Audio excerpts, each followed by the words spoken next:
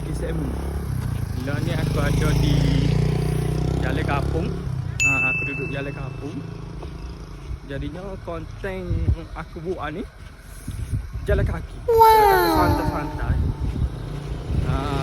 Santai-santai jalan kaki.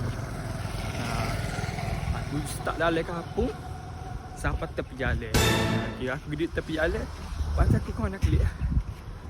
Boleh-boleh aku nak pergi kedai ajak. Nak sampai dah ni tepi jalan. Kalau saya mu tengok jalan ni mesti saya mu kenal tu. Aku duduk tepi jalan ni. Dah ni pandai aku nak duduk tepi jalan besar ni. Nak tobek ni. Saya mu tengok pandai. Aku tobek. Relax, kesan-kesan tegak ni. Tengok main tu. Orang kelih perkara biasa. Okay, ni aku duduk tepi jalan ni. Tepi jalan ni saya ni. Biar aku pusing kan. Aku tak kat apa ni saya aku pusing gitu kan. Apa nak muncul pergi kat aku kan.